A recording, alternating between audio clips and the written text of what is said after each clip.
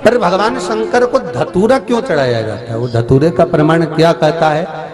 तो शिव महापुराण की कथा में रुद्र संहिता के अंतर्गत महाराज अगर आप पढ़ेंगे तो उसमें व्याख्यान वर्णन मिलेगा कि मनुष्य के जीवन में प्रतिदिन असत्य बोलने में आता है। श्री शिवाय नमस्तुभ्यं, श्री शिवाय नमस्तुभ्यं। उसके मुख से कई बार असत्य का संबोधन निकल जाता है, झूठ निकल जाता है, असत्य निकल जाता है।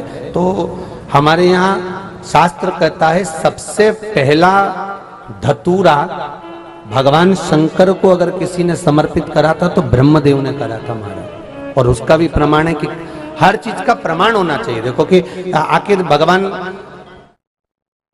के मंदिर के पीछे क्यों नहीं प्रणाम करते, तो उसका भी प्रमाण होना चाहिए। कि कोई आपसे पूछे तो आप बता तो सकते हो, केवल कथा के माध्यम से नहीं, आप उसको बता सकते हो कि ये कारण है।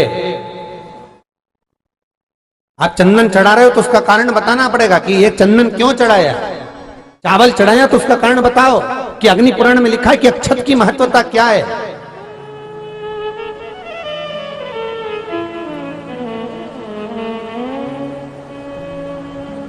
बेलपत्री चढ़ा रहे हो तो शिवलिंग का प्रमाण वर्णन करना पड़ेगा, लिंग पुराण को उठाकर बोलना पड़ेगा कि ये पार्वती का प्रतिबिंब है, ललिता जी का प्रतिबिंब है, सती का प्रतिबिंब है।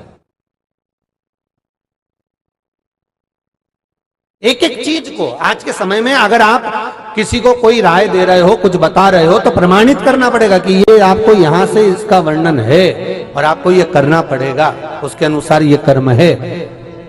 तो शंकर भगवान को सबसे पहला धतूरा भगवान ब्रह्मा ने चढ़ाया था। जिस समय भगवान ब्रह्मा का सिर कट चुका था, अभी आप आगे कथा सुनेंगे, ब्रह्मा का जब सिर कटेगा उसके बाद जब वो स्तुति करेंगे तो अपने को भगवान शंकर को प्रसन्न करने के लिए धतूरा चढ़ाएंगे। शिव जी उनको कहते हैं ब्रह्मदेव, ये धतूरा आपने मुझे चढ़ाया है। और क्यों चढ़ाया? क्योंकि आपने असत्य बोला था, उस असत्य को नष्ट करने के लिए आपने मुझे धतूरा समर्पित करा। इसलिए हिंदू धर्म में नियम है, महीने भर में, 2 महीने में, 4 महीने में, 6 महीने में, साल भर में, 2 साल में, 1 साल में कम से कम एक धतूरा शंकर भगवान को समर्पित करना चाहिए।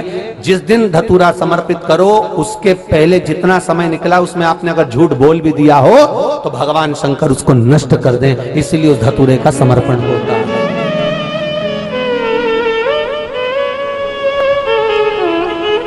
एक हमारे हिंदू धर्म में सबसे बड़ी बात है कि प्रायश्चित बहुत क्रम है महाराज। प्रायश्चितता का भाव बताया कि आप ऐसा करोगे उसके साथ ऐसा हो जाएगा, तो उसका प्रायश्चित ये है। आप कर सकते हो उसका प्रायश्चितता का भाव आप अमल कर सकते हैं, आप स्मरण कर सकते हैं।